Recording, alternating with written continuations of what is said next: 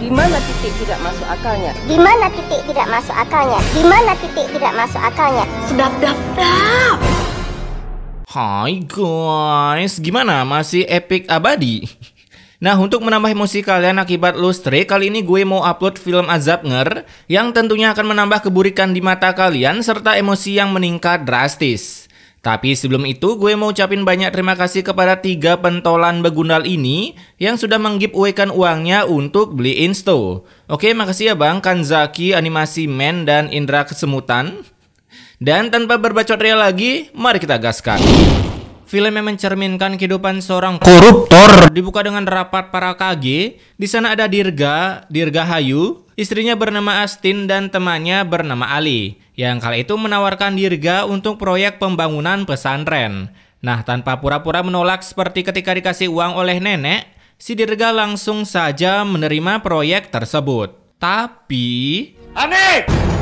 Mana sepatu aku? Iya mas, bentar. Baru aja dapat kerja udah ngamuk-ngamuk. Buset, kerja jadi mandor sepatunya naik ke Air Asia. Sesampainya di proyek, Dirga yang memiliki kekuatan orang dalam, ia dikenalkan oleh bos proyek tersebut, yang tentunya si bos tanpa leha-leha langsung menerima Dirga, ya karena kekuatan dari dalam. Di TV aja pakai orang dalam, apalagi di dunia nyata. Emang ya, sungguh kejam kali nyari kerja zaman sekarang. Di hari pertama, si Dirga pun langsung mengulti para builder di sana agar lebih cepat naik level dengan cangkemnya yang bukan asal ngomong, melainkan yang penting ngomong. Ini kamu kerjaan apa? Pasang ini, pasang yang benar. Lah, emang gue bikinnya salah apa? Para builder yang dimarahin oleh Dirga, mereka pun langsung berkumpul memikirkan rencana pengumpulan 9 biju agar bisa melawan Dirga. Tapi sayangnya rencana itu didengar oleh Dirga yang kembali mengulti para builder dengan critical damage hingga para builder terketar-ketirkan. Bahkan ada seorang builder yang tak sengaja menjatuhkan batu bata karena menghayal mengedik Dirga dengan bata tersebut langsung ingin dipecat saja oleh si Dirga. Beruntung kala itu ada Ali yang membela si builder ini sehingga builder yang satu ini nggak jadi dikit dari perkuliannya.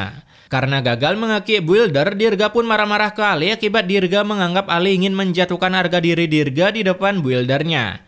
Emang ya, udah dikasih kerja kagak tahu diri kali nih begundal. Selagi Dirga berbacot ria, datanglah Teh Yuli dedemenan Ali yang langsung mengajak Ali ke warungnya untuk praktek biologi dengan judul reproduksi. Alhasil bacotan Dirga pun harus terpending kala itu. Keesokan harinya Ali yang buru-buru ingin ke warung Teh Yuli, ia pun menitipkan laporan keuangannya ke Dirga untuk diserahkan ke atasannya. Dan karena kemarin si Dirga merasa dilecehkan, asik dilecehkan, si Dirga langsung menyuruh karyawan di sana mengganti laporannya lalu memberikan laporan tersebut ke atasannya.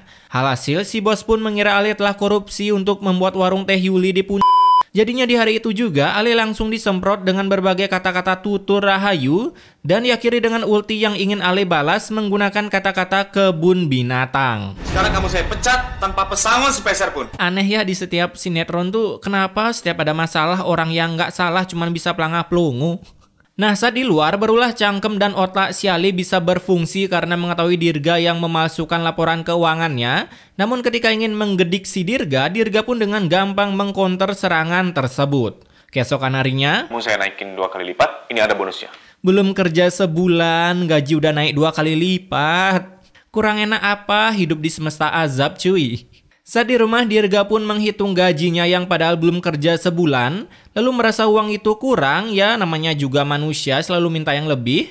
Dirga pun diam-diam datang ke tempat proyek lalu menilap beberapa semen di sana untuk dijual. Oh, ternyata gini toh trik korupsi kalau kerja jadi mandor. Oke, terima kasih kantor bank sudah memberikan saya tips and trik jadi ingin ngelamar jadi mandor deh.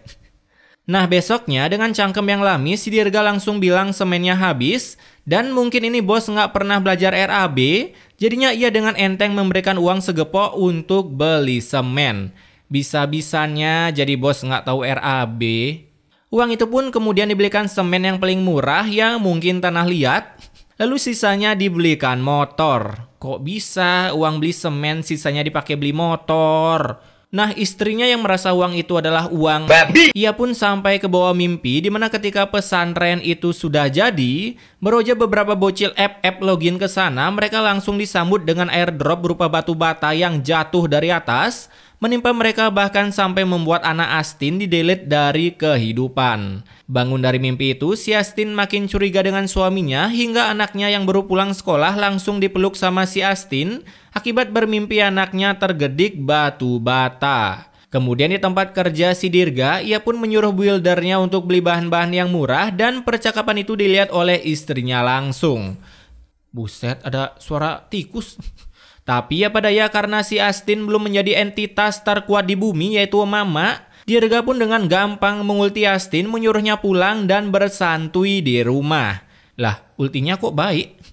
Namun bukannya bersantui, si Astin lebih memilih berdoa agar dirinya bisa cepat menjadi entitas terkuat di bumi. Bahkan ia juga berdoa agar terbiasa belok kanan tapi sen ke kiri dan juga bisa masuk komunitas Mama Facebook agar setiap ada masalah para skuad terkuat itu langsung meluncur membantu si Astin. Keesokan harinya, hampir aja lu jadi atlet kayang. Kala itu para builder mulai menggibah tentang Dirga yang menggunakan tanah liat sebagai semen. Dan bukannya melapor ke atasan mereka, mereka justru hanya mampu menggibah karena takut Diki dari sana. Nah, di hari yang sama, Astin yang sebelumnya sudah berdoa dan sekarang mengira dirinya sudah menjadi entitas terkuat di bumi, ia pun datang ke kantor si Dirga dan berkata seperti ini ke atasannya. Dia korupsi uang proyek, Pak. Andai istri para tikus berdasi gini semua ya.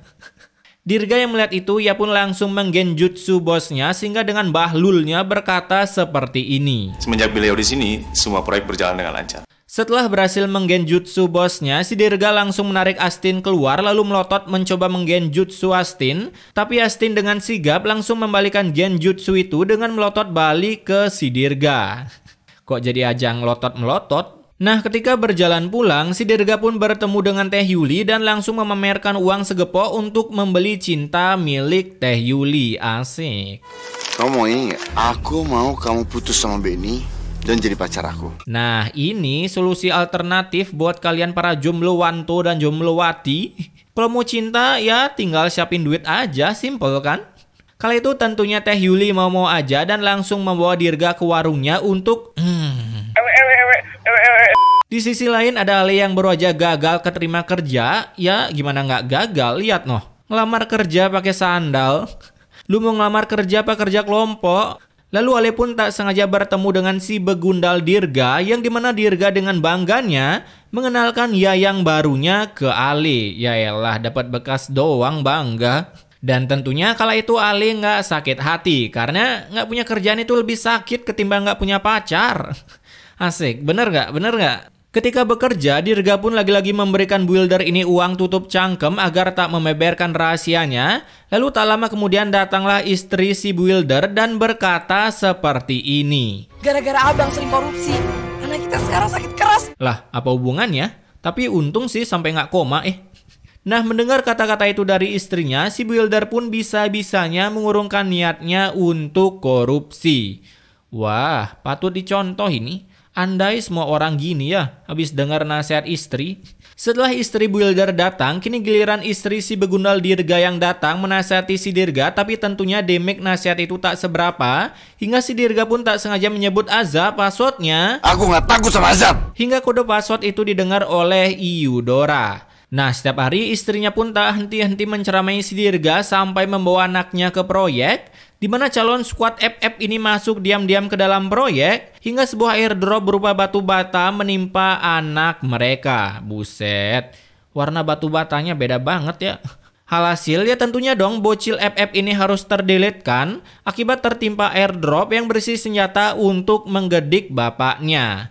Keesokan harinya ketika bocil FF ini dimakamkan, datanglah bos si Dirga dan berkata seperti ini. Saya berjanji akan menyelidiki penyebab kematian anak Bapak. Menyelidiki? Itu udah jelas-jelas ketimpa batu bata dari atas. Dikira ini pembunuhan berencana kali ya, kayak kasusnya si Mulet.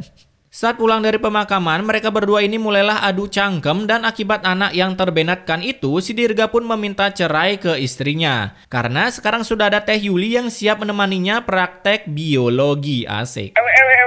Beberapa ratus abad setelah perceraian itu, Dirga pun melihat Astin yang bekerja di warung si Ale. Jadinya ia mulai kepikiran sebuah rencana pendajalan dengan menelpon Ale, mengajaknya ketemuan di proyek pesantren yang entah kapan mau selesai. Di sana Dirga pun menyiapkan sebuah jebakan dengan rumus fisika buatannya, berharap ketika Ale masuk ia langsung tergeprek dengan semen segede dosa kalian. Tapi sayangnya si Dirga lupa kalau ia tak pernah belajar fisika. Alhasil jebakan itu pun tak berhasil jatuh mengenai Ale, sehingga karena gagal Dirga langsung masuk ke Battleland of Dawn, melakukan baku gedik, namun sayangnya pertumbukan itu dimenangkan oleh Ale. Kapok lu kan kegeprek semen. Saat itu bosnya pun datang melihat kelakuan Dirga yang ingin mencelakai Ale. Si bos selalu menyuruh pasukan buildernya untuk menangkap si Dirga. Dan saat baru diangkat, Dirga pun langsung kabur dari sana dan tentunya dikejar oleh para figuran yang entah kenapa mereka bisa-bisanya ngejar sambil bilang berhenti jangan kabur. Padahal kalau dipikir secara logika, mana mungkin maling mau dengerin omongan. Lu fokus aja ngejar itu, nggak usah bacot gitu. Kala itu Dirga yang terpojok, ia pun terjatuh, lalu dari belakang sebuah tembok yang dibuat oleh Grog tiba-tiba jatuh menggeprek si Dirga, dan dapat dipastikan Dirga auto terdelete-kan. Mayat begundal ini pun sebenarnya mau dibuang ke kali, tapi sayang karena menggunakan sepatu Nike Air Asia, para figuran pun mentransfer mayat Dirga ke tempat tinggal istrinya. Emang nyusahin kali Dirga. Orang udah hidup tenang diganggu. Sekarang kita mandikan jenazahnya. Ya gak usah dimandikan saja Pak Ustadz. Buset, cangkemnya polos banget. Ketika pemandian si Dirga, tiba-tiba air di sana berubah menjadi air adukan semen, tapi para figuran bodoh amat dan terus memandikan Dirga agar gampang dikenali saat di neraka. Nah, saat akan dikafankan, tara, mata Dirga pun tiba-tiba melotot karena ternyata istrinya mencoba mengedot tensenya, namun cuma matanya saja yang mampu dibangkitkan. Alhasil untuk menggagalkan edot tensenya, Tolong Pak, diplester aja Pak. diplester dong. Si Ali yang kesal pun langsung memplester mata Dirga agar tak bangkit kembali. Singkat waktu, saat perjalanan menuju makam, entah di mana makamnya berada, mereka sampai harus menyeberangi Samudra Atlantis. Ditambah tangan para figuran berisi efek-efek yang entah saya sendiri juga nggak tahu ini editor ceritanya mau bikin efek apa. Lalu dari atas sebuah super ulti dari Eudora pun menyambar menjatuhkan keranda Dirga ke palung Mariana. Saat itu para figuran pun berhasil menemukan keranda si Dirga yang sudah berhasil mencapai daratan, dan mereka melanjutkan perjalanannya masuk ke tengah hutan. Dimana coba pemakamannya cuy. Singkat waktu, karena mata saya sudah burik, saat mereka sampai di pemakaman, para builder pun mengeluh kesusahan menggali tanah makam. Jadinya mereka harus mencari lagi tanah makam yang lunak agar bisa mengubur si Dirga. Ketika makam itu sudah siap dan keranda si beban kehidupan akan di-giveaway ke neraka, sebuah ulti Vale yang menyejukkan pun keluar hingga menggoyang dua jarikan para warga di sana, dan setelah ulti itu keluar, Jenazah Mas Dirga jatuh ke liaran Pak Ustadz. lah, ya kan emang mau dikuburin Bambang. Setelah beristirahat sebentar, muncullah ulti yang kedua dan penggoyangan dua jari part 2 pun harus terjadi lagi. Pak Ustadz, jenazahnya tertimbun tanah Pak Ustadz. Lah, buat ngubur kan emang pakai tanah Bambang. Para warga yang tak terima jenazah si Dirga terkubur secara mandiri, mereka pun menggali kembali makam si Dirga sambil terheran-heran karena Pak Ustadz, kakinya ketemu Pak Ustadz. Tangannya menghilang lagi Pak Ustadz. Nah, alhamdulillah. Nah, saat itu muncullah efek yang sangat realistis hingga lubang makam si Dirga tertutup sendirinya, yang tentunya itu meringankan beban para builder karena nggak susah-susah menutup makam si Dirga.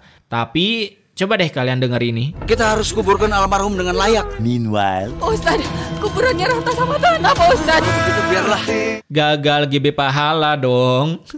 Ketika para warga pulang, muncullah sambaran petir yang membuat makam Dirga harus terbakar diserang api gratis yang begitu realistis. Asik. Oke, pesan immortalnya di sini. Ternyata setelah menonton ini, saya jadi tahu bagaimana teknik korupsi di bidang mandor. Dan mungkin kalau saya nggak upload lagi, kemungkinan saya sudah diterima bekerja sebagai mandor untuk mempraktekkan teknik rahasia ini. Ya, tunggu-tunggu aja gue di TV, siapa tahu kan kena azab. Tapi intinya, stay wak-wak guys.